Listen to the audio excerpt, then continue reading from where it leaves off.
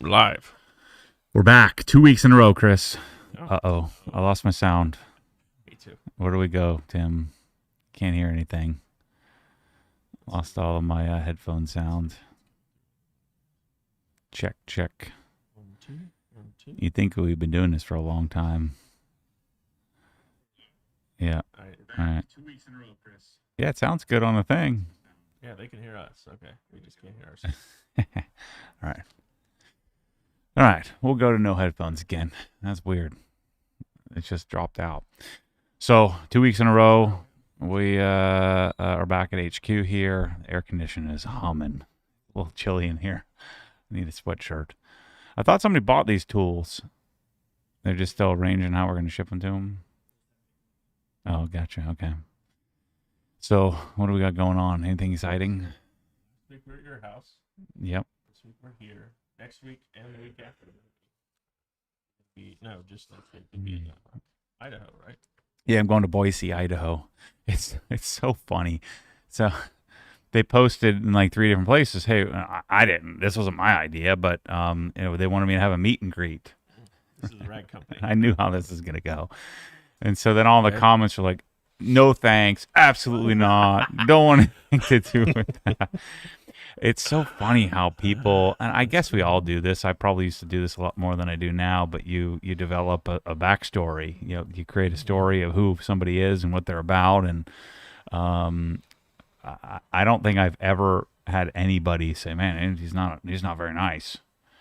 I think a lot of it comes from like the detailer guy thinks they know better. And so they're like, why is this guy saying all this stuff? He's so arrogant. And like, saying things that are true is not arrogance. It's just the truth.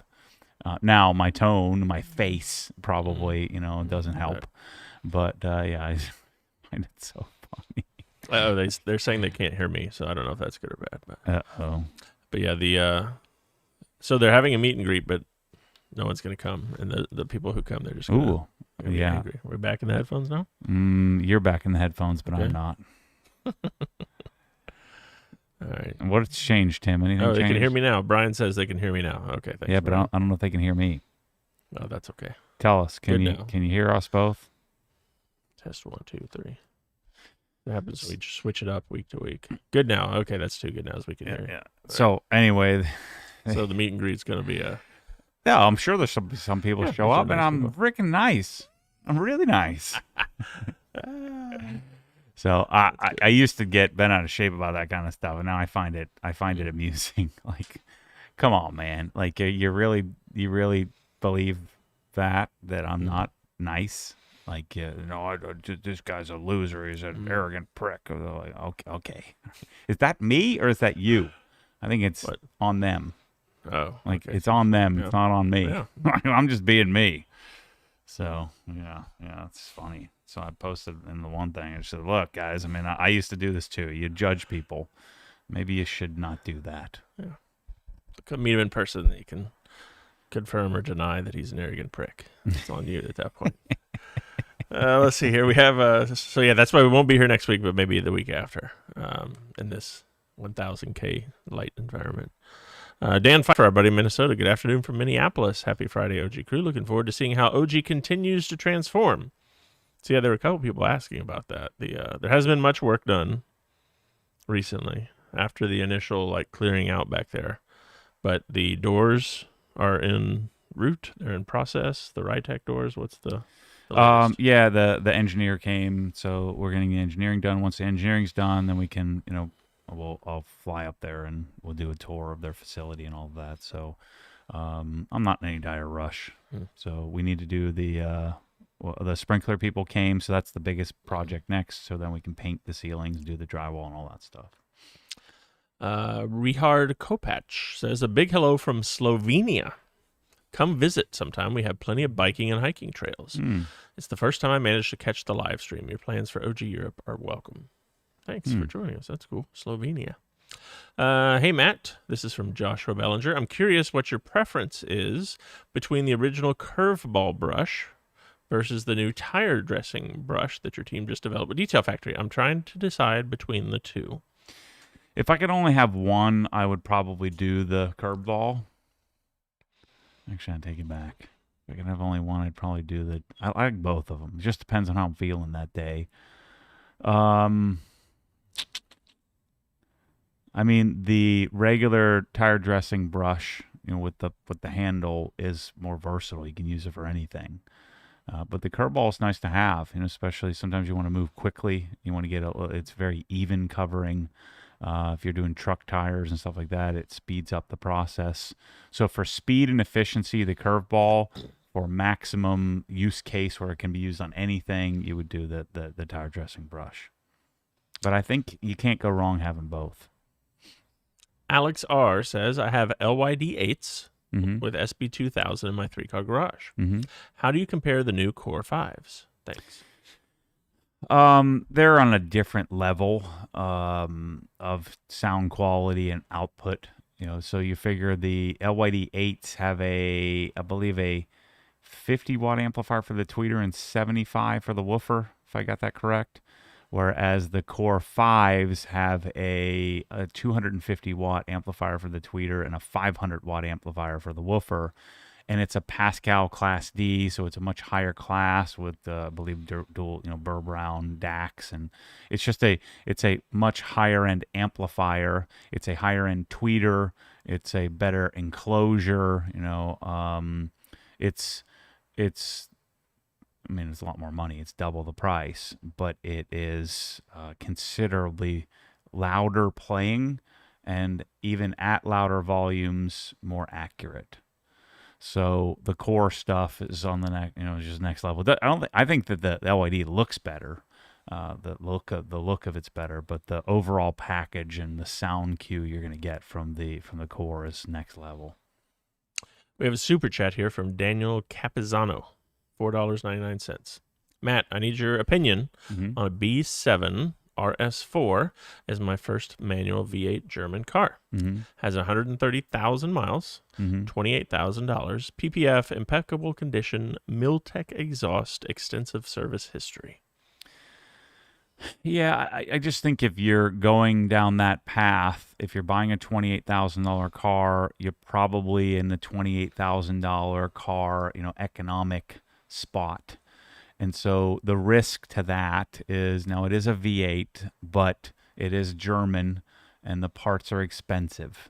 My wager is you're probably going to spend at least $1,000 a year on little nickel and dime stuff that breaks with a car with that many miles. And so as long as you can afford it, the risk of buying an older, higher mileage German sports car like that is a pretty high-strung V8 is that you get yourself into a situation that you can't get out of. And so that's my only apprehension for that. I think it's a cool car, especially if you need all-wheel drive, because you can drive it all year round in the snow, put some snow tires on it in the winter. But just know that, you're buying a $28,000 more like you're buying a $70,000 car with, in today's money, is more like $100,000 car. And so you've got $100,000 money worth of parts, that you're buying the thing, even though you're getting in a reasonable, $28,000 bracket of car pricing. So I would just urge you to be careful with, great service history, great owners in the past, but you're still going to have things that break on an 07 with that many miles on it. So if you can do that, if you can handle $1,000, couple $1,000 here and there, maybe a new transmission for $4,000, if you can handle those kind of potential cases where you're going to have to spend a bunch of money, then I'd say go for it. But if you can't, then you might want to go down the Honda or the Toyota route, where you're going to have a better time with parts are going to be cheaper, things are going to break less, and so just keep that in mind. Jeff W. wants to know, does Touchless help speed up the wash process? My F-150 Lightning typically takes about 90 minutes to 2 hours to do the full Matty Spec wash process. How long does your Raptor take you? I think it probably would. I haven't timed it. That's a great question. You're doing more of a swiperoo on the final wash step, but you are adding that time of foaming it, waiting 5 minutes. I would guess it's probably about break even to maybe saving you 5 minutes, in your whole wash process. Because again, you're adding a step, you're adding some time to let that product do its work, but then you're also improving the washing process, improving the last step of the process with regular like GSF, and that you don't have to revisit the bucket quite as much, so it'll save you a little time. But I think it's probably break even on your time to maybe 5 minutes of savings. What it will save you on, it'll likely extend the life of your coating. It'll extend the life of your your last step, because you're going to be hopefully washing with less abrasive things on the surface like sand and dirt and things like that, because most of it's going to come off before you touch it. Troy B says he's planning on adding onto my home in the spring, including an oversized 2-car garage. Mm-hmm. What size do you recommend I make it? I plan on using as a normal garage to run my detailing side hustle out of. It's currently drawn up as 28 by 32. 28 wide, 32 deep. Oh, that'll be great. Yeah. I mean, I was going to say 22 by 24, would be ideal, and a slightly oversized. So you can open all the doors and make it easy to get around the car. But yeah, that would be great. I mean, you could easily fit two giant cars and walk all the way around it. The depth will really help you with big trucks and things like that. Let's see here. Hi, Chris and Matt. This is from Mike's Car Wash and Detail. I'm curious if there's an update or an ETA on the OG garage door insulation solution. He just sent me an update recently. He changed the design a little bit. Jeremy is he is a paralysis analysis type of or whatever analysis paralysis type of guy. So he's wanting to get it perfect. I'm like, well, it's already pretty good. Let's get it out. So hopefully soon we'll have something. It's a really awesome solution. Brian wants to know, what's your opinion on invisible glass in the aerosol can versus the spray bottle? The thing I never loved about the aerosol is your ability to control. You tend to overspray onto the panels a lot more than you would with the regular. The aerosol does have some benefits. It foams up a bit, so it tends to run less. It doesn't tend to run off the surface. And a lot of people swear on the aerosol being more effective. I don't know that. I mean, I guess if you get more product on the surface and it sits rather than running down the glass, I mean, to me, that's the main advantage, is it foams up, and so it sits in place a little bit better. Super chat from JR's Properties, $9.99. Hey, Matt, I've been trying to buy your dialed-in open box Ego pressure washer setup for a couple of days, mentioned in the intro video. I'm ready to pull the trigger if you're still willing to sell it. Yeah, it's yours. Just shoot me an email. Must have sent it to support or something. Support usually takes a couple of days to, because they get a lot of inquiries. I do need to get it out of the garage, so you can have it.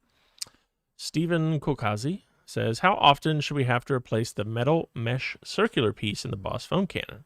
And is there a way to buy a few of them rather than buying the rebuild kit on the OG website? I've never had to replace it on the MTMs or the Griots. So I think a lot of it depends on your water. I'm suspecting that the brake buster will beat it up, the filter, a little bit more often than the regular soap. But I think it depends on the quality of your water and how hard it is, how much calcium or magnesium's in the water. But I mean, if you're replacing it once a year, then you got some problems. You got some real bad water. So I'm on the never to buy a new one once every couple of years kind of thing. So generally speaking, I find it not to be a big issue. Greg Fritz says, I ordered the Bilthamber Touchless car wash months ago. I just received the shipment, which contained Bilthamber's glass cleaner. So I did some detective work. Okay. I looked into Greg's order. Here, I found it. Somebody sent him the wrong one. Nope. It's from Cinco de Mayo. Yeah. May the 5th, 11:10 p.m.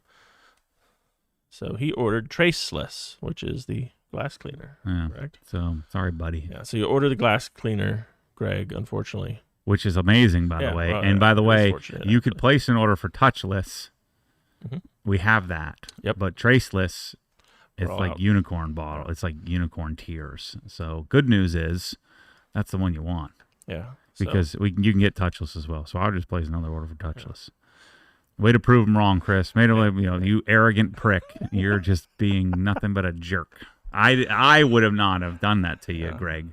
But I did. Yeah. I get it. It's confusing because the bottle looks the same. Yeah. Same thing with shipping. So I wouldn't have been surprised if we shipped the wrong one out. Yeah. The names are close. Traceless, touchless. I can understand how that mistake gets made. But traceless is awesome. Yeah. So keep that and use it. Yeah, for sure. I'm using it on everything. Supposedly it smells pretty good too. Yeah, right? it does. Oh. So that was surprising. Brad SSP says, "Hey guys, I work at a cement plant, and my truck headlights are getting foggy. I need something harsh to clean them. They're plastic." Yeah, well, if they're getting foggy, that means that the UV coat is toast, and so you're going to have to wet sand it off and then polish it. And then if you really want to do it, you would need to clear coat, 2K clear it, or at least just coat it, and you're going to have to sand it every so often. Once that UV coat fails, then you're kind of toast. You have to sand it off. This is from Austin. He says, "Matt, have you given any consideration to get a Tesla again to try more updated FSD to assist with your driving? Make it another beater to help you get from point A to B with stoplights." I think about it a lot, especially since you can, like Model S's you can get for like 50 grand now. Model S plaids you can find for pretty cheap. I've been thinking about it, so it's something I'm considering. Chad Doss wants to know, have you had a chance to use the Speed Queen TR7 yet? Yeah, it seems to be great. Now, the thing that's not going to be great for me is everyone that's using it generally is not me, and they're black. And so we're like a week in, and there's, you can see all the splish splash of not taking care of stuff. Because when I wash things, I wipe the rim out and clean it every time. You use the clothes you're putting in there to just dust it off. But this is a Chris Haynes like situation where it's just whatever. I missed, and the splatter and it adds character. Soap and when it's black, it's like amplified. Yeah. So that is the one problem. Black machines. Yeah, but it seems to be working great. Jason M says, "Hey guys, I want to tint my BMW M4, but I don't like the look of the air gaps over the dot matrix. Is this something I'll have to accept and live with, or is there a trick to keep it laying flat?" Some guys will glue. They'll put a specific like Elmer's glue on that section, but you're pretty much, there's not much you can do. It's part of the thing. Let's see. Christopher Williams wants to know, is there any ETA yet on the metal press-all tips? Our final working prototype shipped, I think it was Monday. So I'm hoping that once we get all the final stuff that we can then approve and have the squeeze bottles, have the new seals in the all black heads, and then the industrial bottle will come with the household bottle will come with which is the trapezoid looking ones we put the labels on, will come with the industrial spray head with the new seals for brake buster. Brake buster's still going to eat through it eventually, but if we can get a year or so out of it, or longer, that'd be great. And metal tips will be part of that deal as well. Joe Anatone wants to know, are Saber cabinets still available? I don't see them on the store anymore. Yeah, we've transitioned away. It's too many freaking problems. I think we're moving towards Pro Slat for that. Yeah, I do like the Pro Slat better. A Saber still has a real soft spot in my heart, and you can still order them from Saber's website direct. But I would urge you to consider the Pro Slat. The big thing that pushed us over the edge was the drawer glides on the Pro Slat. The drawer glides on the Pro Slat are better than the drawer glides on the Sonic MSS Plus. And so I just think it was time to... I'm not going to be putting Saber in my house anymore, and I wanted to keep Saber in the store, but I'm like, well, then if I'm never buying them, then that kind of goes against the whole ethos of I'm selling what I'm suggesting, and if I'm not suggesting it anymore, I just had to pull it off. Alex wants to know, have you looked into the tough-built stack tech system at all? Seems to put up a good fight against Milwaukee Packout. No, I haven't. It's this stuff. I'm not really a big Packout guy. You haven't really used that stuff much, the Packout either. I just don't have a need for it, No. Let's see. Obsessed Garages from Invasion HD. I'm sure this question has been asked before, but what is your favorite brand of shorts? Seems like you wear the same brand or style in a lot of your videos. Yeah, Arc'teryx is my favorite. Super expensive. It's hard to find the ones you like, so you have to buy a bunch of them to try. But yeah, that's my favorite. ARC apostrophe TERYX. Yep. In case you want to Google that. Arc'teryx. And no short shorts. No? You have the 9-inch inseam, 10-inch inseam. More like No, 11 to 11, 13, okay. yeah. And I want some nut huggers. Not interested. Robert says, hey, Matt, I have a house that doesn't have a garage. Looking to try and make something in the basement of the house. Any recommendations? What do you mean? He doesn't have a garage? Does not have a garage. And so he's talking about Maybe making some like tools, like a little cabinets. work area. Yeah, I mean that could be cool. The only problem is you can't get your car down there, but I think that could be a cool setup. You make like a little workbench and cabinet array and set up a spot down in the basement. That could be really neat. I'm planning on doing that in the Helen house for the bikes. So I designed a little bike area. So I'm going to order some Rousseau cabinets and set up a little bike workshop area. Here we go. Same question. What are the shorts of choice these days between hiking and daily? So do you wear those? Both, yeah. I wear them to the gym because they have a little elastic in them, so they're a little stretchy. I wear them to make videos, and I wear them to hike. I wear them for pretty much everything. I like that. Also, I think he's looking for a price here. What do you think you're looking for on the Evo if you were to sell the Evo? Oh, I'd probably sell it for 80. I'm 130 into it. I don't really want to sell it though, so I have all the turbo and all that stuff to put on it. So that's part of the 130 grand that I've spent. I bought it for 76. It now has 5,000 miles on it. So as is, without the turbo and all that crap, with the suspension, I would sell that all separately. So I'd probably sell for 80 grand. Jeff W., he's the one who had the F-150 at the beginning here. Thanks for the answer at the beginning of the show, Matt. I normally foam down with GSF first, then rinse, then foam again with GSF and hand wash. Now, if you're already doing that, then you'll see a market improvement by using Touchless. And that's what he says here. Should I pre-foam with Touchless instead of GSF? 100%, yeah, because GSF's pre-foaming isn't really doing anything. You're just wasting some soap. Whereas Built Hammer is going to attack the dirt on the surface. Let's see. Hey, guys. On CSL XO, can you apply it outside? Big truck problems, and it doesn't fit in my garage anymore after the lift. For sure. I mean, you want to try to keep it out of the water for 24 hours. So look at the weather forecast, make sure it's not going to rain on you. But yeah, just do one panel at a time, and wipe it down with some eraser in between. But you can definitely do it. I've done it before. Gus wants to know, do we have any updates on the new pressure washer solution cabinet? Yes, we are probably looking at, again, November-ish, October, November. So we had to set up the corporation and the bank accounts. So we're about to start placing orders here. So we have final working prototypes. We're probably going to produce 10 of them and then, sell them at close to cost for 10 people to help us do some testing as the, guinea pigs. And then from there, we'll go to production. From Functional Garage, hey, Matt, wouldn't it be better in the long run to go for a full reverse osmosis system with a demineralization step after for 0 ppm rather than just going for the DI resin alone? Well, you can, but that's a lot more costly up front. And we're not certain that DI alone in a high flow fashion will even work.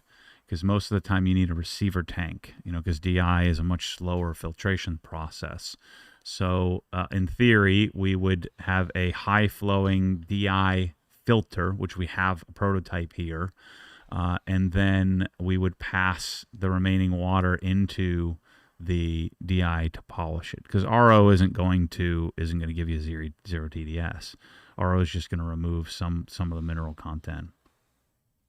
Our buddy Spencer up in the Dakotas has a good question. I don't know the answer to this, Spencer. Did we ever get a recap or rant about Matt going to that wedding a few months ago? I don't think so. Yeah, I remember I talked about I was brief, yeah. pretty present and Yeah. Oh, yeah. relaxed, and it was fine because I was there with my buddies. But when they started doing the chicken dance and all that bull crap, I wasn't even in that room, so I'm not sure what they were doing. Good stuff.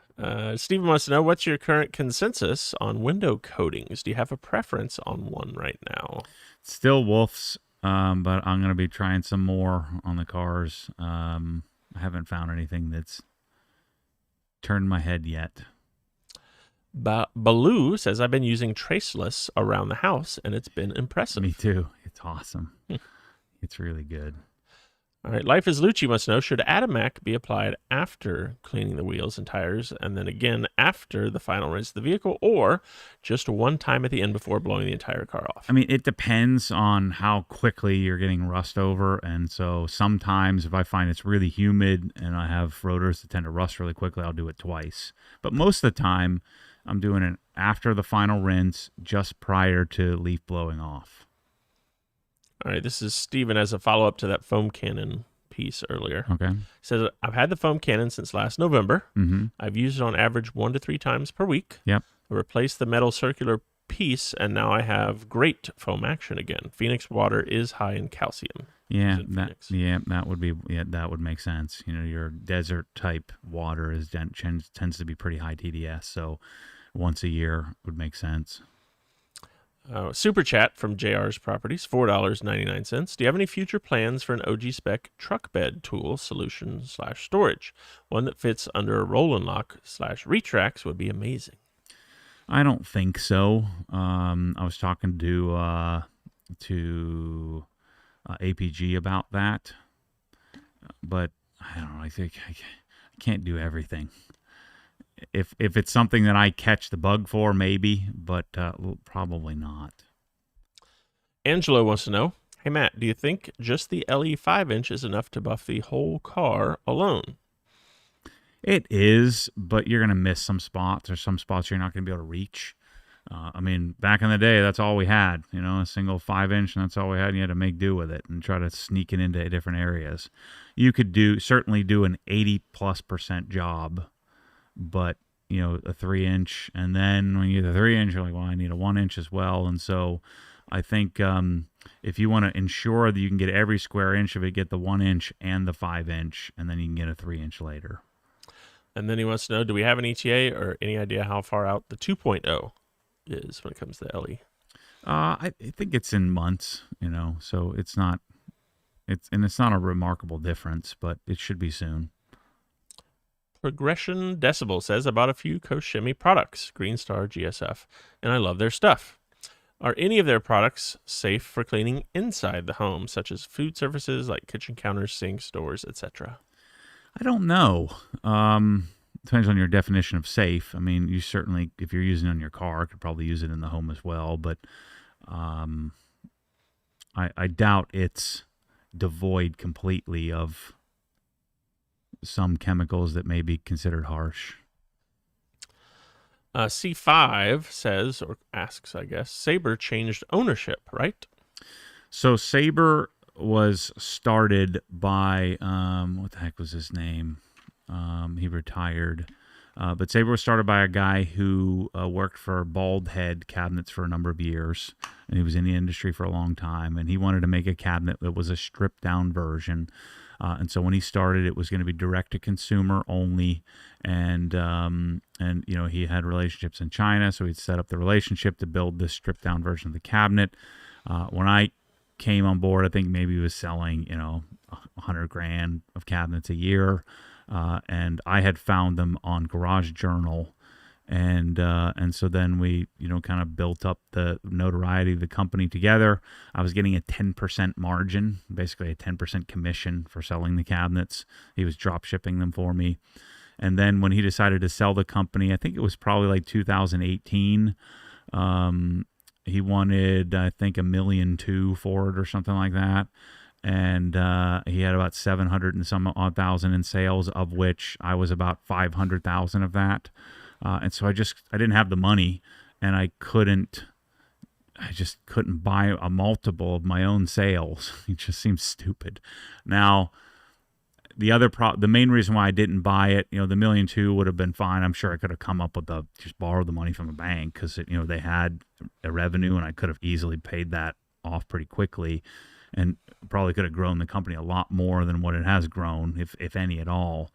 And so I didn't buy it mainly because he's like, well, you're gonna have to go to China a couple of times a year, and I didn't want to do that. I wanted to just find some alternative. And so when the new company that bought it, it's a garage install company, kind of like a garage living type company in the DC area. And so they just have never been real keen on the online business. And I'm certain that half or more of their sales that I didn't get probably went straight to them, that I never got anything for. So we just have never been able to get them. Since the new company's bought them, they've always prioritized their local business, which makes sense. And so we haven't been able to get the darn cabinets. And then when we do get them, sometimes there's been finish issues. And, I should have bought it. It's Dean. That's right. Dean was his name. I should have bought it from him. Should have just negotiated it down a little bit. But I wasn't ready for it at that time. Another super chat here from Daniel Capizano, $4.99 US. Is the B7 RS4 any less of an experience than the E90 M3? I do live in Chicago, but we don't get much snow lately. It seems only E9X under 50,000 here are DCT. Yeah, I mean, it's a much better car. Much better steering feel, much better handling. The sound is pretty similar, but I think the E92 wins on the sound because it has a lot of induction noise that the B7 RS4 doesn't have. But I would guess that the RS7 is probably a little bit more reliable, a little less issues. But the E92 will feel a lot more tossable. The B7 S4 will understeer a lot and not be as engaging. Great engine. Nice interior, but the driving experience is not as good as the E90 would be. The Alchemist wants to know, do Kranzle pressure washers ever go on sale? Black Friday, question mark? Just Black Friday. We generally do some 10% off. Mm-hmm. Although last year, don't forget they did that K1122 promotion. Yeah. And in an email just this week, they said they may do something similar this year, but we won't know until the beginning of September. Yeah, but generally not. Yeah, generally no. Life is Lucci says, I know Waterstone are the OG spec faucets, but is there a cheaper option that is still better than the junk they sell at Home Depot and Lowe's? Newport Brass. Progression Decibel says, I've seen your various homes. You installed LiftMaster openers. What about actual garage doors? Do you have any brand preferences? I have a 2-car garage needing overhaul of doors and openers. I don't know much about doors. I mean, there's CoPlay and CHI, but I've always just had what I had, and I never really pursued a new door. Now I'm going to have to do that and figure out what kind of clear glass door I'm going to do on the Villages building. But I'm not an expert in that because I haven't headed down that path ever. If I build a house someday, I guess I'll have to. JR's Properties, he's the one who wants to buy your Ego setup. Okay. Thank you. I'm buying the setup so I can wash my jet ski more conveniently. I currently live in a condo. Okay. Do you have any recommendations on wax versus coatings when it comes to a jet ski, and also a good desalinating soap for saltwater vessels?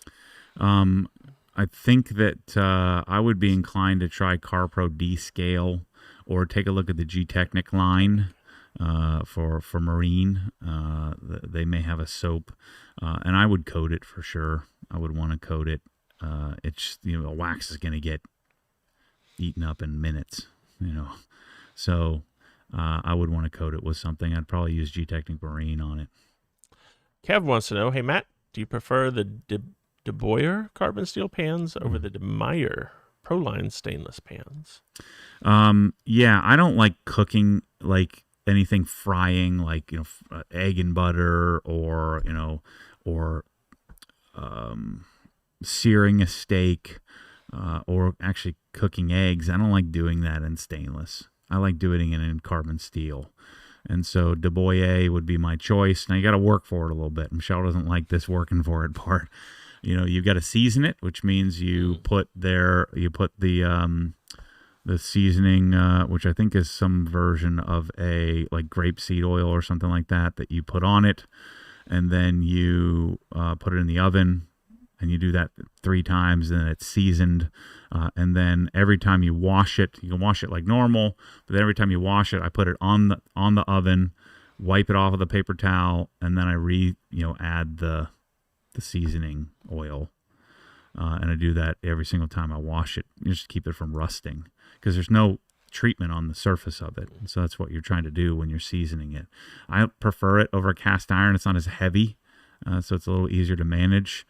But when we're like cooking pasta or whatever, then we use, Demeyer Atlantis. We use the regular stainless with the silver bottom.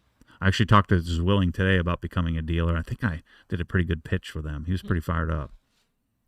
Timon says, greetings from Pensacola, Florida. What sets the Active 2.0 and Kranzle apart besides the build quality, seeing they have fairly similar specs in terms of flow and pressure? Yeah, I mean, you're talking about a completely rebuildable, German engineered, German made. You can look at the size of the head of the pump. You're going to get similar performance. It's kind of like you're buying a Camaro and putting a supercharger on it versus a Porsche. Yeah, the Camaro is going to perform just as well, if not better. But you've got an engine that is maybe not quite as stout long term. The Kranzle is a 20-year thing. You buy it, and if you service it, and you take care of it, it's going to last you for 20, 25 years. The Active is use it for a couple of years, throw it away, and get another one. Luke wants to know, have you ever considered getting a Subaru WRX, either VA or VB chassis? I'm going to get a 2024 WRX soon. I'd like to know your thoughts. Yeah, I mean, when I was looking for the Evo, I was actually looking for a hatch. So I was looking for, what years were the hatches? 12? 09 to 12 or something like that. I was looking for the hatch STI and 08 to 15. Yeah. So I wanted one of those. And then Tommy talked me into doing an Evo.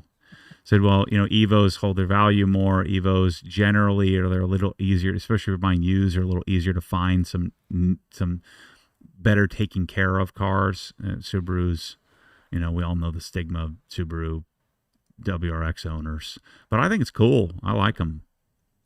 Of cars that exist in that sort of price range, that's what I'd be buying if I was 20 years old. Alan wants to know, when you come to the UK and other countries, will you do car or garage giveaways in those locations? I think so. It'll be several years as we build out the product line and then start designing. But yeah, I think for sure. Andrew says, or wants to know, any chance of the Courtesy Rev shirt coming back? Maybe someday.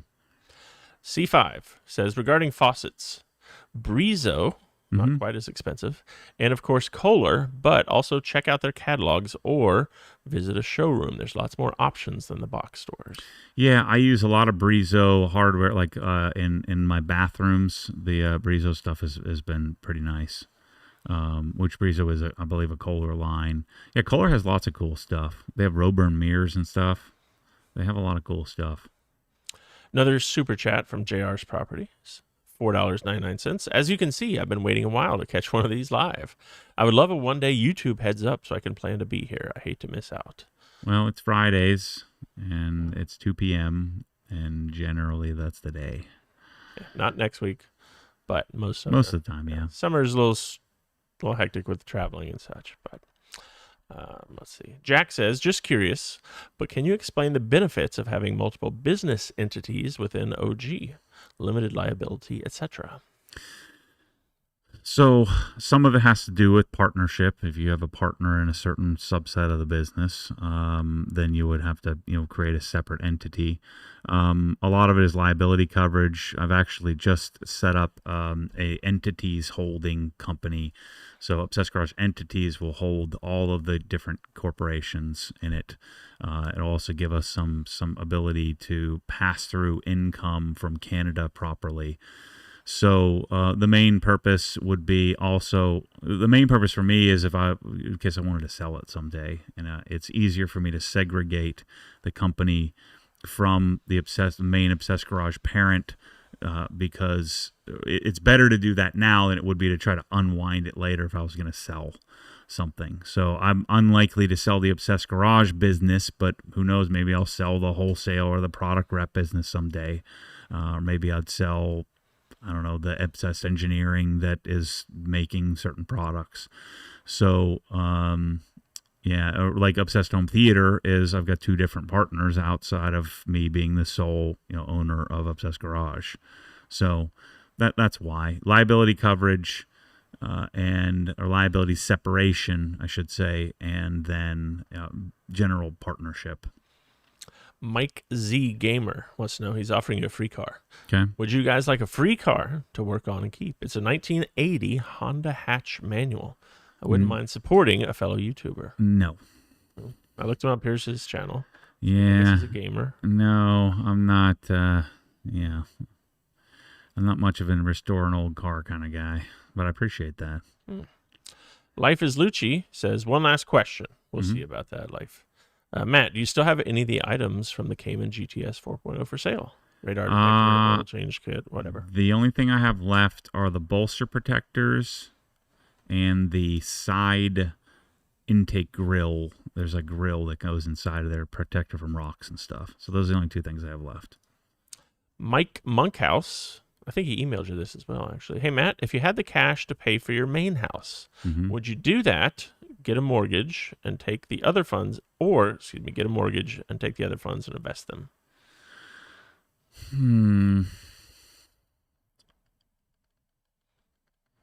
I mean, I'm generally on a house going to take out a mortgage most of the time.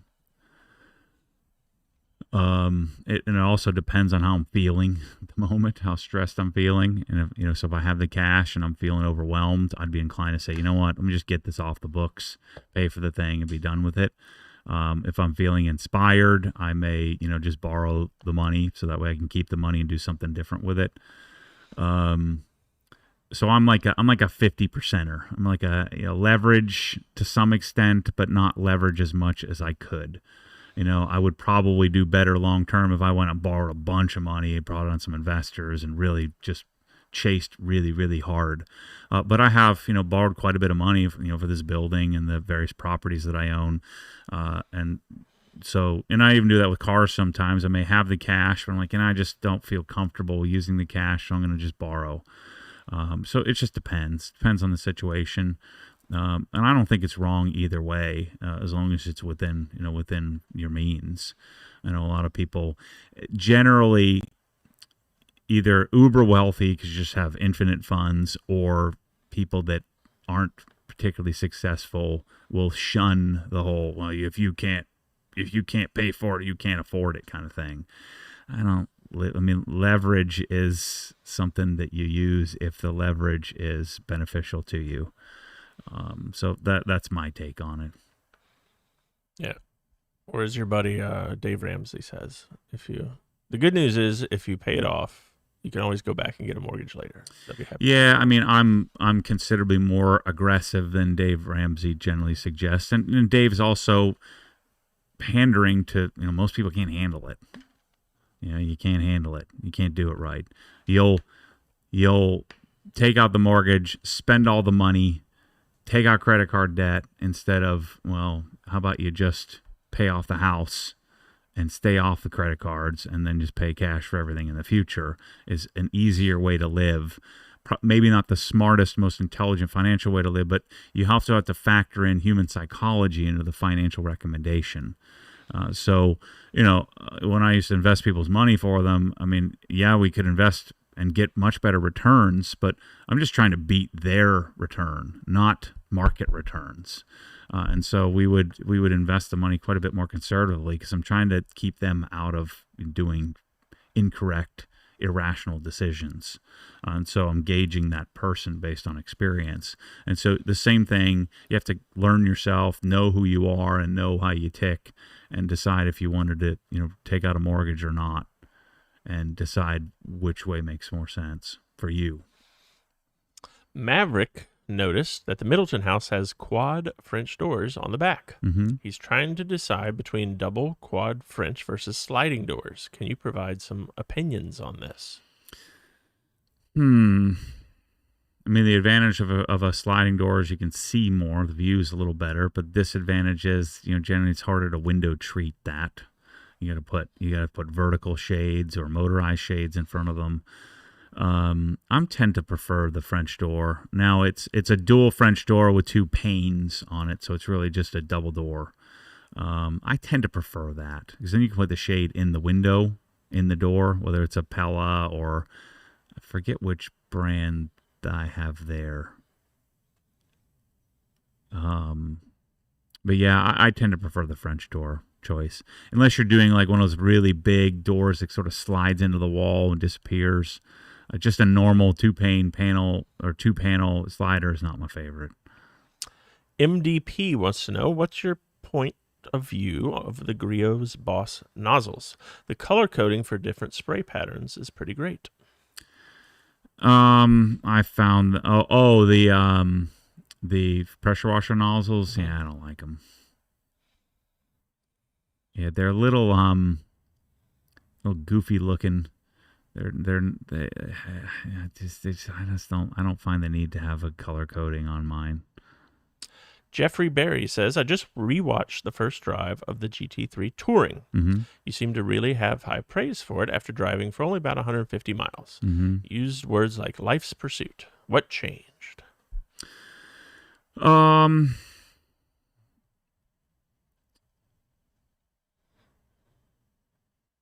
When you own it and you've had it for a while, and then you really assess it, because you have that euphoria of, I got a new car, it's the first one, I've got to spec and paint to sample.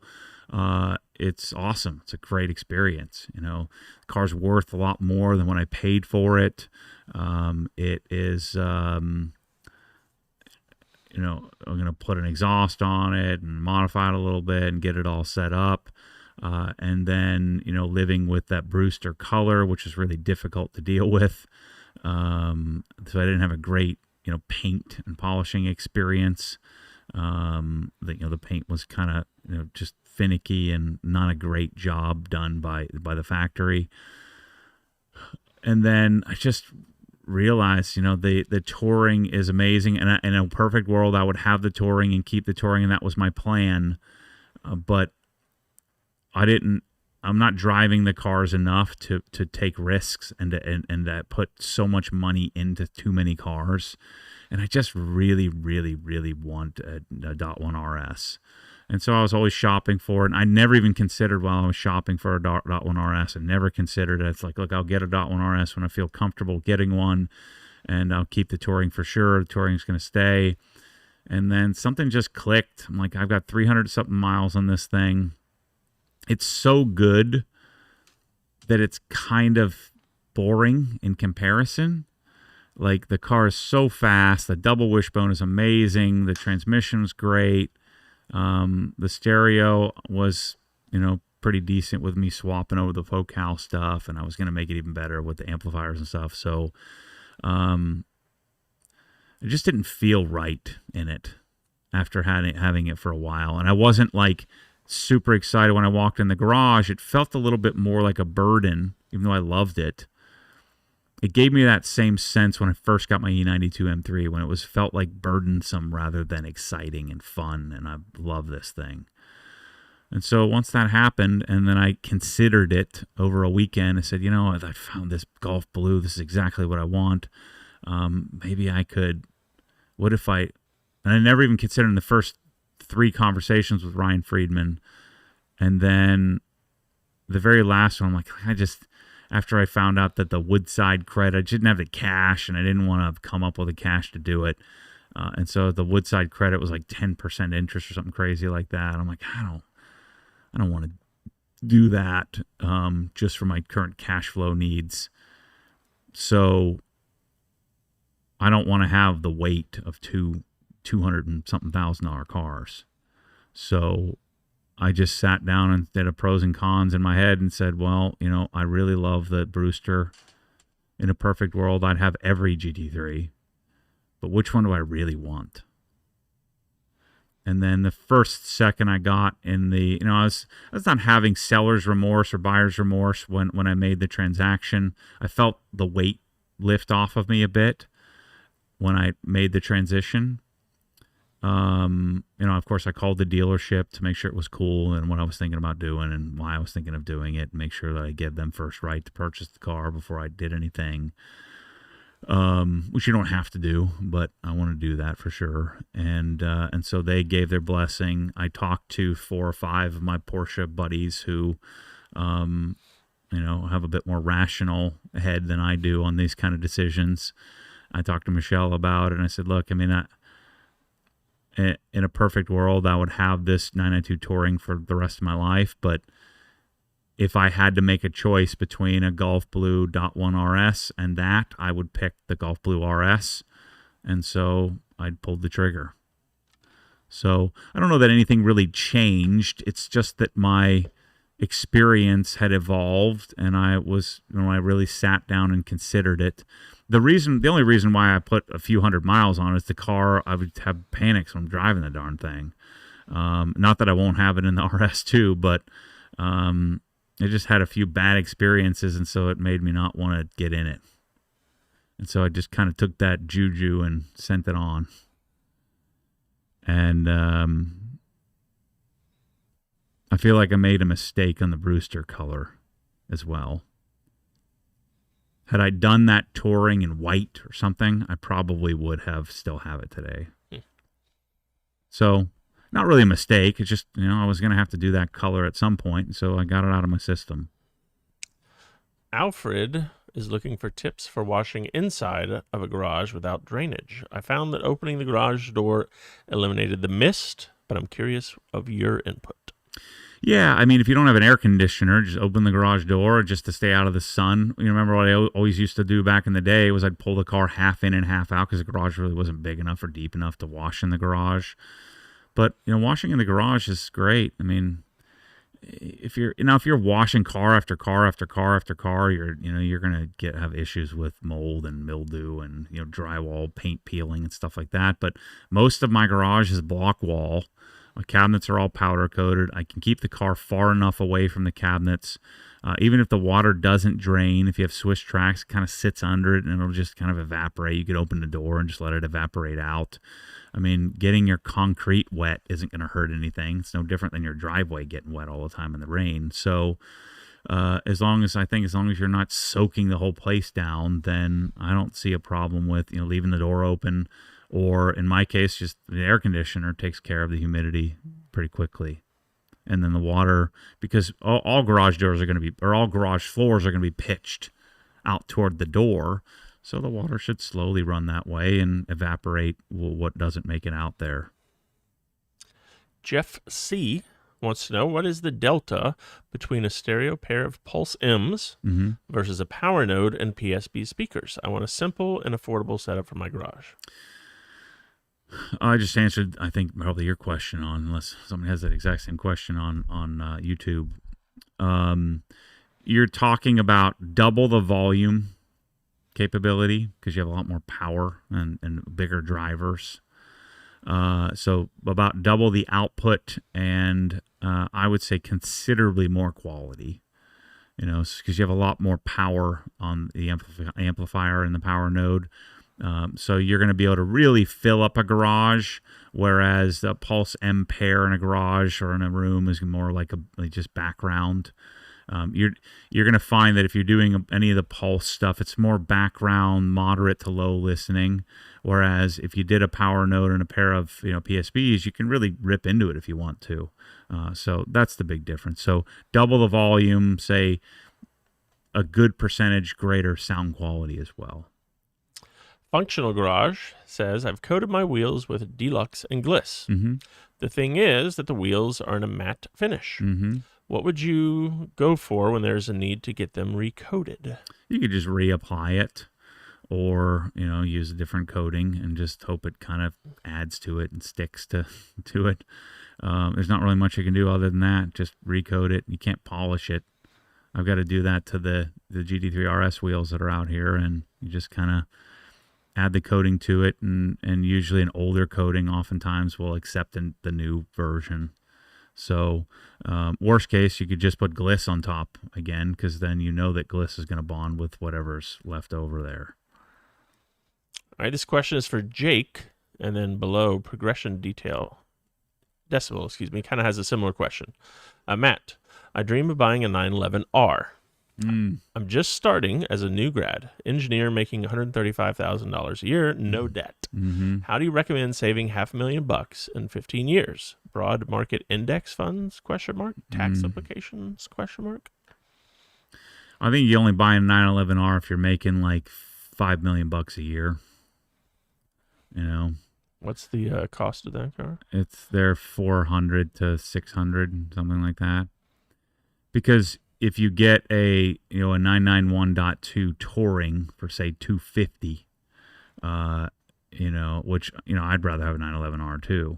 The 911R has the same engine that my GT3 RS has, but with a low mass flywheel, and then of course in a manual.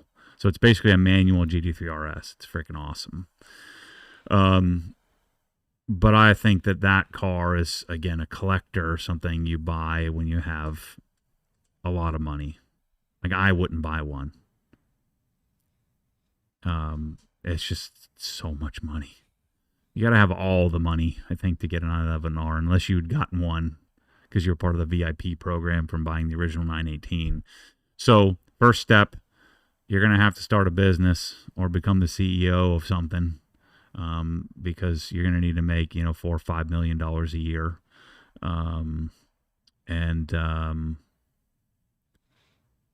Then you can get whatever you want, assuming you're not living a $5 million a year lifestyle. So I'm some fraction of that $5 million a year, and I'm not buying it. Some percentage of that $5 million a year, I should say, and I'm not getting it. Now, I'm in the sort of infancy of 7 years into a business, so every penny I make, even though I technically on paper make lots of money, I don't have lots of money because it all goes back in, it seems. But the that to me is like a 50-something-year-old purchase when you're making piles of cash. Now you could make sacrifices, save your money. But if you're going to save your money, you'd be better off, using that to buy a house or something like that instead. And just get maybe more aspire to get a GT3 or GT3 Touring instead of 911R is my take on it. The 911R is, again, that's like your 8th Porsche. You've got 7 other ones, and then you just want to complete the set and have the coolest one. Angela wants to know, can we get Mike and Mike on a podcast? Yeah, I'm sure we could. Yeah. Wordy73. Hey, Matt, great idea of opening a showroom to market to the villages. Mm-hmm. How are you handling install? Are you going to partner with contractors for them to install your products to your specs? So my long-term plan is to have it all in-house. So we'll have our own plumbing, we'll have our own electrical, we'll have our own GC license, which my business partner in this thing, he already has a GC license, so we'll operate under that. And in Florida, you can do 2 of the trades, which we would need plumbing and electrical. So you can do 2 of the permitted necessary trades. We have a lot of potential synergy with the town or the counties, in that because the counties already have there's only like 20 something models of houses, or say 50 models total in the houses, and so, like, when we're doing closets, we don't even need to go out and measure, because we'll have all the plans. We'll gather that data over time, and then we'll be able to submit those plans electronically over to the building department, and then hopefully over time, if we're doing high volume, to be able to get things done pretty quickly. So the plan would be to use Mr. Perry from Done Right Electric and to use Chris from Service Plumbing to get us started, and then eventually start to hire in-house people, and eventually we'll probably be pretty quickly. So I'm going to build install teams to go out and do all the bread and butter stuff, and then we'll probably start with having a member or a employee that goes out and does the plumbing stuff, a employee who goes out and does the electrical stuff, and then eventually every team will have a plumber and electrician certified in order to do everything for each team. That's my plan. Brandon wants to know, which tint do you recommend for heat rejection while keeping the OEM visibility? So you're going to do 70% usually, and you can pick any of the major brands, Expel or Autobahn, or my favorite has always been Lumar Formula One, and so really it's up to your guy. Pick the guy, the guy that does the best job. And then use whatever he's using. And they all have a pretty decent heat rejecting version that's 70%, which will take the edge off, but won't really affect your visibility at night and overcast days and stuff. El Jefe says, I have a Kranzle 1122 that fell victim to flood. I'm in the Central Florida area. Are you guys aware of any service providers to see if it's worth repairing? You can just go to the Dirt Killer site. I believe you can do a zip code search, and they can find you a service center somewhere. Should be fixable. I mean, it's built to shoot water through it, so you can probably, there's maybe a little bit of electronic cleanup that needs to happen to get it to work again. Kip Peeler says, I just received my Sprinter lift. Went super smooth. Thanks for your help getting this to my house. Nice. Look forward to getting back ordered ramps.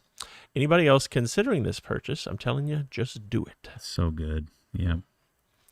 MDP says, I'm curious to why you like carbon steel, as it performs rather terribly for even heat distribution across the pan. I don't know. I find it to do really well with even heat. Yeah, I think it does pretty well. I do find that, but when they're new, there tends to be a center hot spot. But I find them to do great heat dispersion. But I've never tested it. I'm just going from experience of using stainless steel, high-end stainless steel, using cast iron. The problem with cast iron to me is that and there are some smoother cast iron, but I feel like I like cooking eggs. And just cooking eggs in cast iron, it doesn't do well for me. They turn black, too. I don't like that. J.R. Quillenton says, I received the wallet and the cap from the garage giveaway. It's good, isn't it? Thank you very much. Great products, great quality. It's good. The wallet is really good. Yeah, you're a big fan of the wallet. I'm a huge fan. Let's see here.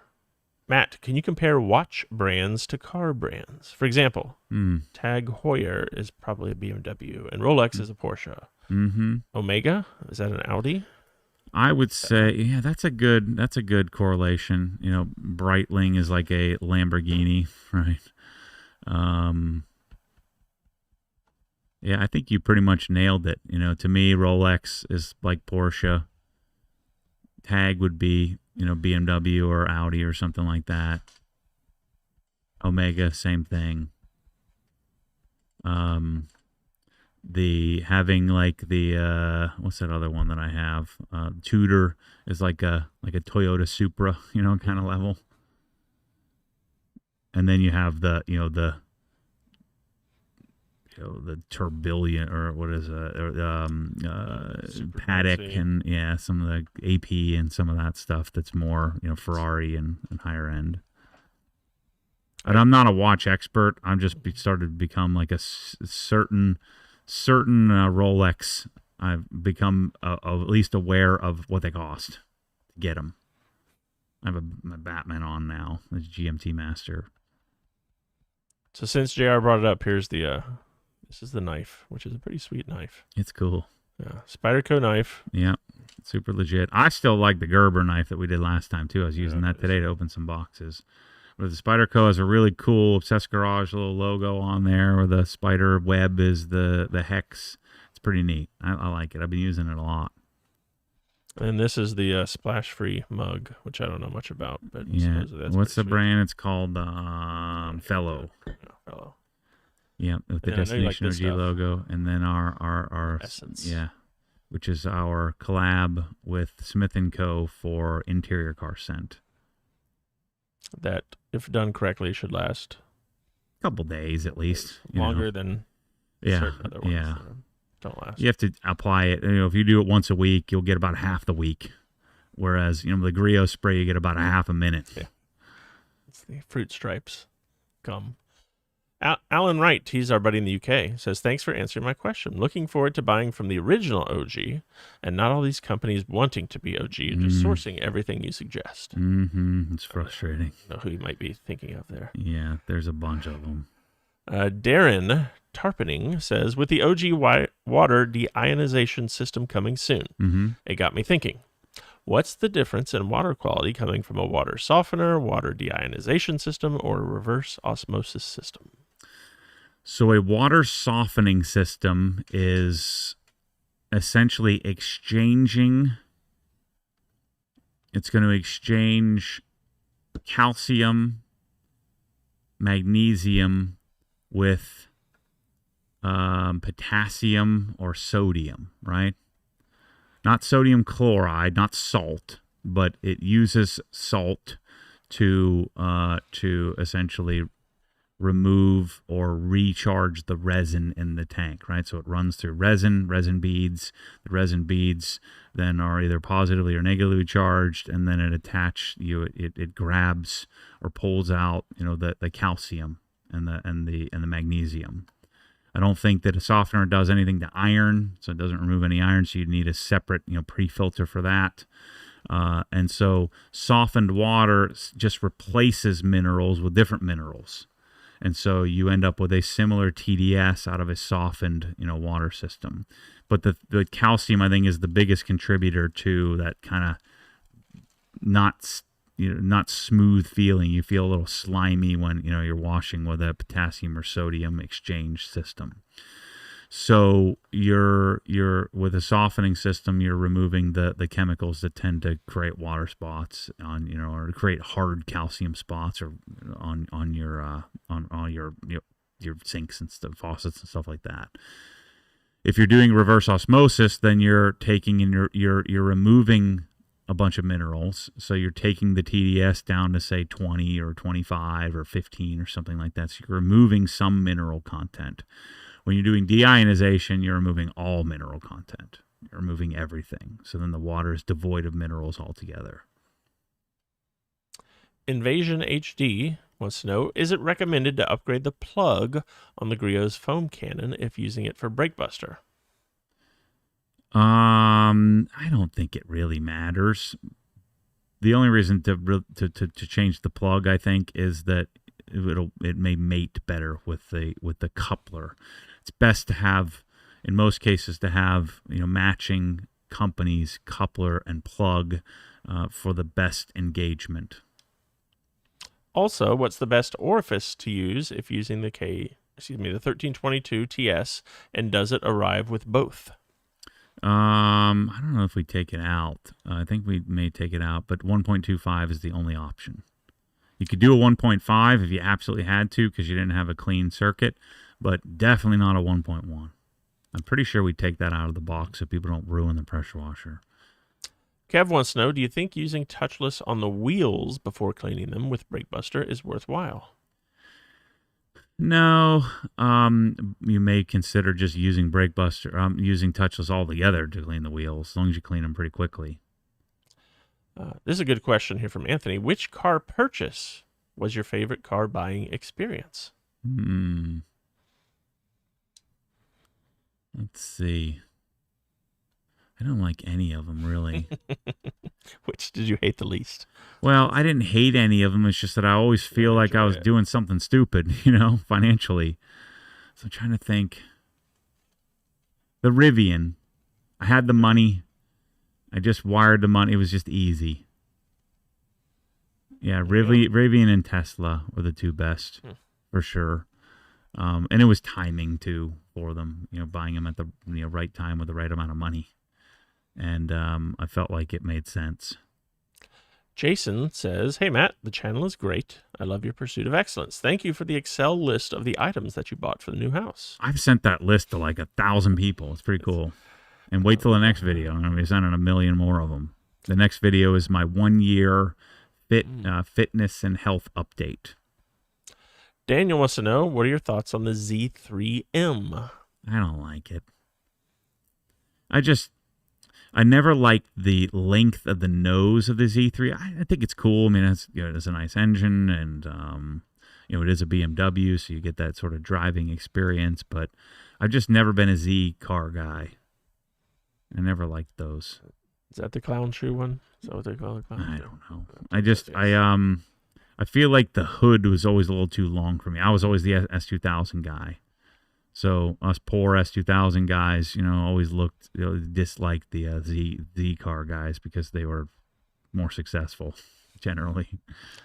Do you have a preference on electric blinds / shades? Lutron, Serena is I think sort of the standard, just costs a lot. Addison says, "Hey Matt, I have a Leaf vacuum at 99 horsepower. That sounds like a lot. Mm-hmm. But the parts are expensive, and I'm thinking of going down to the 74. So if anything does break it, does it cost a lot? What would you do?" So if anything does break, it doesn't cost a lot, but what would you do? Sorry. I mean, it depends on if you can sell the current one and get your money back. I'm not sure what product he's talking about. Leaf vacuum? Leaf vacuum. Yeah, I was a little confused. But is this must be for your lawn? Like a lawn leaf vacuum? Bet you that's what he's talking about. Yeah. Maybe you can give us a little more context. Oh, there you go. Yeah, that's a serious looking. I'm inclined to have the big boy and just pay for the parts. Jordan says, "I have a hot sea steam cleaner and the full OG spec Kranzle. I clean a lot of trucks with red dirt. The hot sea is a whole new level of cleaning, but the coils degrade and clogs my foam filter." Yeah. Yeah, the harsh water. So one thing that could help you with that is to, send it DI water. But then it's going to rust in a different way. Tristan must know, how did you build a relationship with the Porsche dealership without buying 3 Macans and 4 Taycans? I mean, I'm in a unique situation because I have some marketability, right? And so when the GT Smokies guys, so Sean and Mayer, connected me with the Porsche Wilmington guys because they were up and coming. I think Tom had reached out to the Smokies group saying, "Hey, if I can contribute in any way, we're an up and coming. We just started, this dealership, and we're in a small town. Can we, And so I asked Sean if he can, refer me to somebody because I wasn't getting anywhere with Ocala, the local dealership, or Orlando. And so then turns out Tom was already a follower of mine, and so that we just done some marketing together, to market the dealership. And it's tricky because the marketability would be more powerful if they had cars, like if they had too many cars, and someday it'll come around. Right, someday when the economy suffers and they have way more cars, they're producing way more cars than they can sell. There may be a possibility someday where that my marketing value becomes much more, where I can send people. Like I can't send you to them because they don't have any cars to sell you.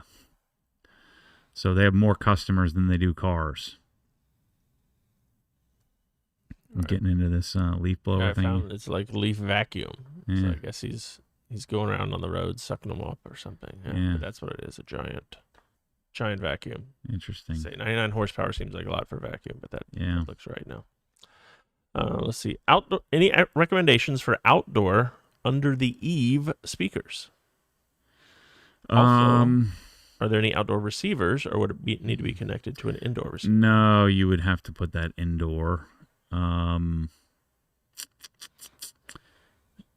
not loving my Sonance, but I do have Sonance ones now. I'm currently, because the Dynaudio ones were my favorite, and so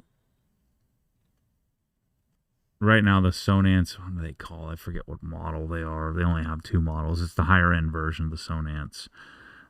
Is, I think, the best we've got. I'm sure there's something out there that I don't know about that's great. I've had the BMW ones. They're terrible.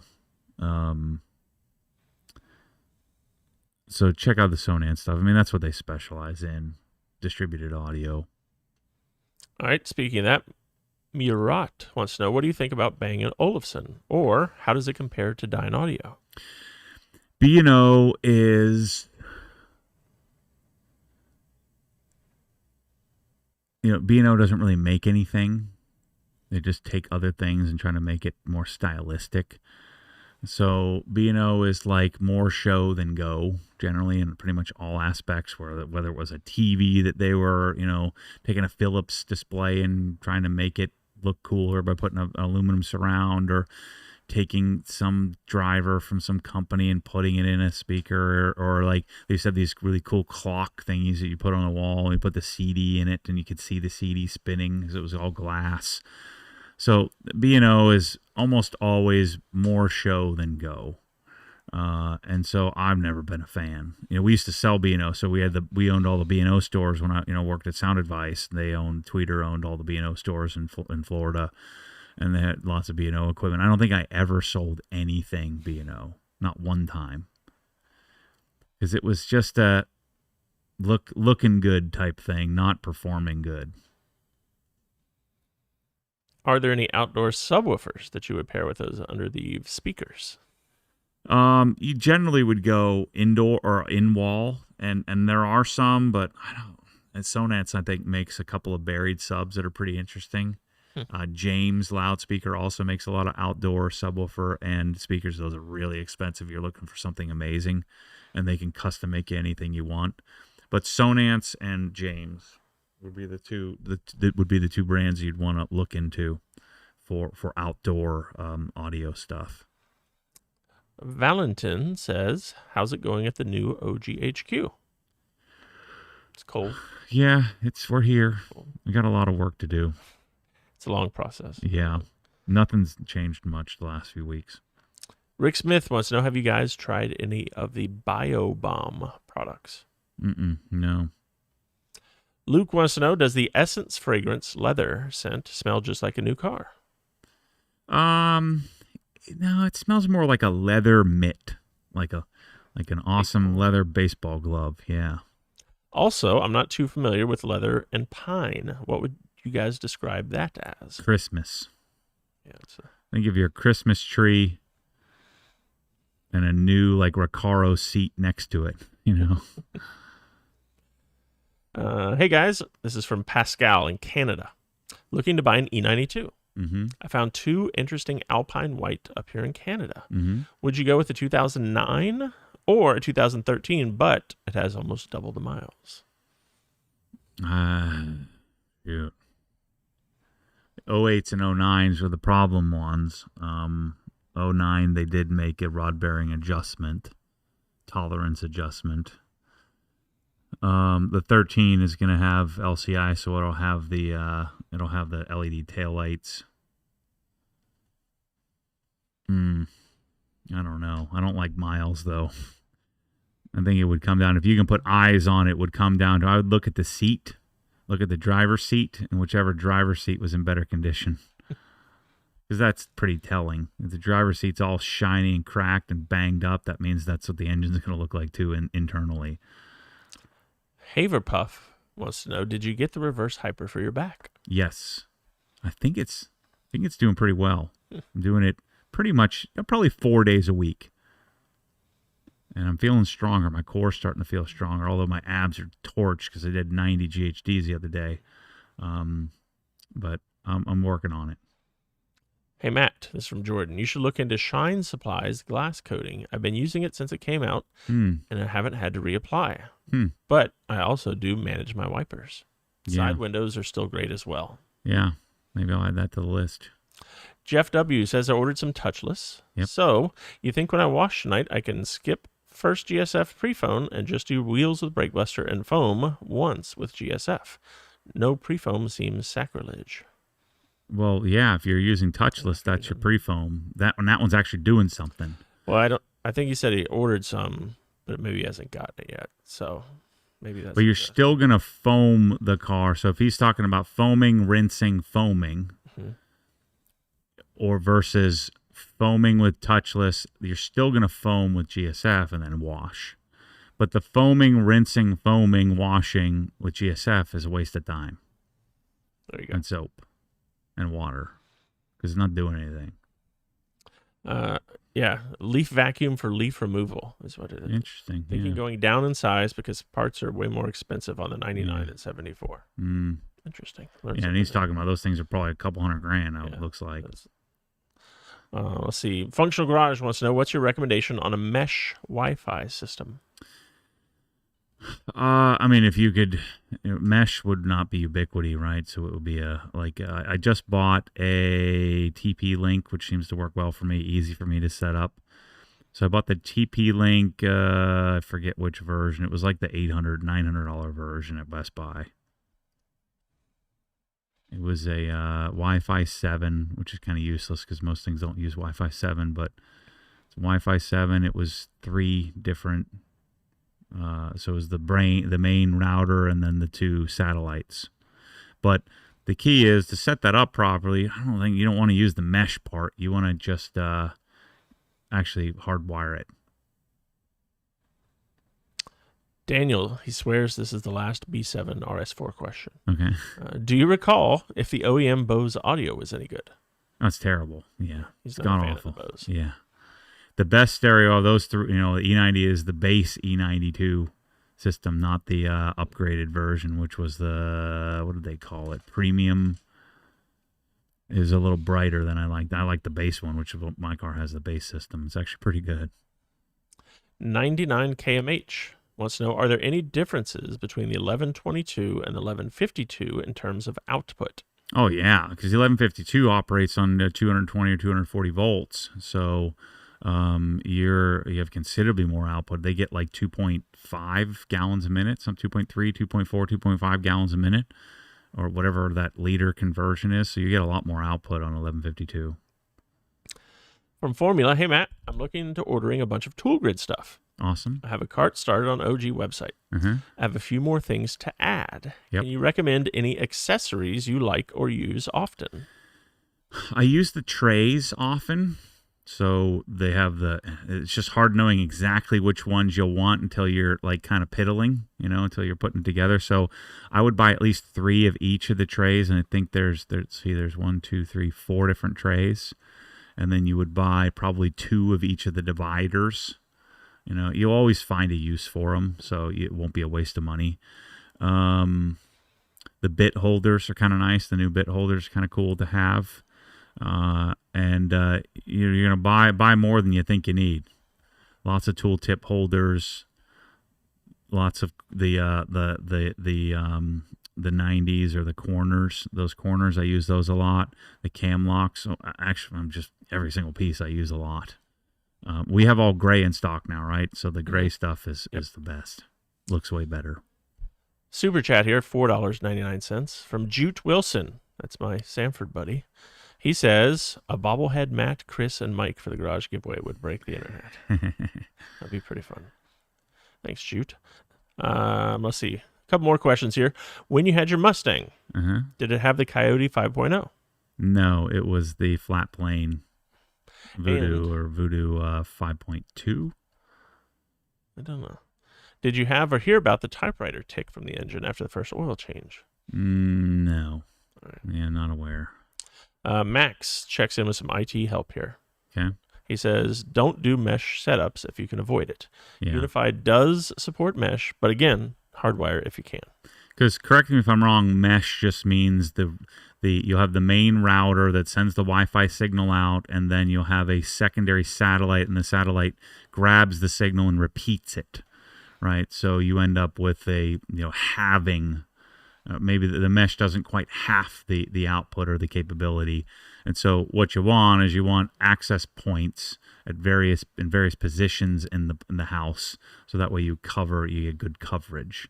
And so I'm not using the mesh part. I'm just using each access point to redistribute or to distribute full signal strength throughout the house over Ethernet.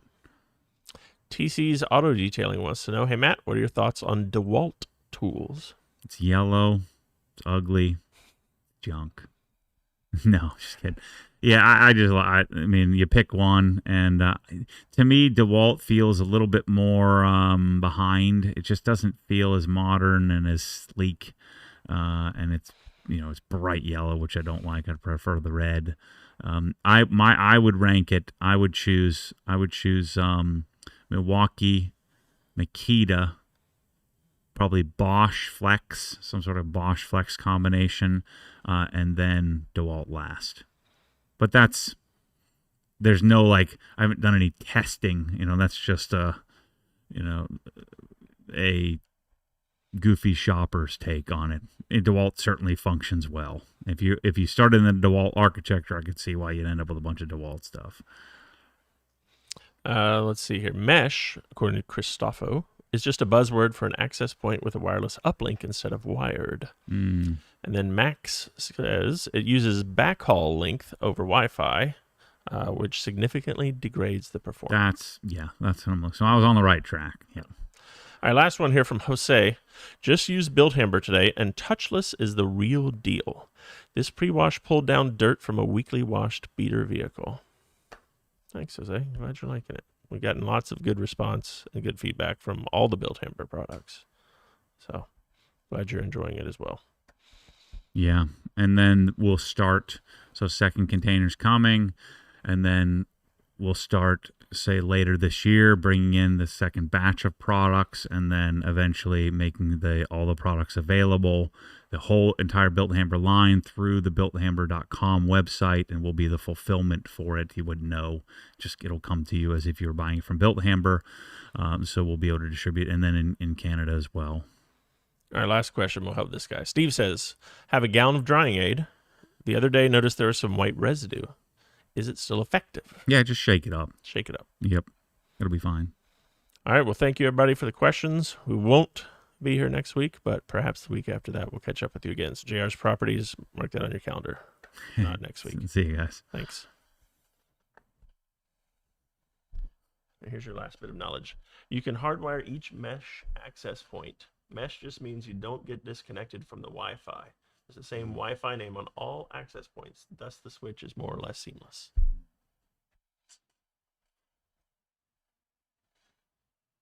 Getting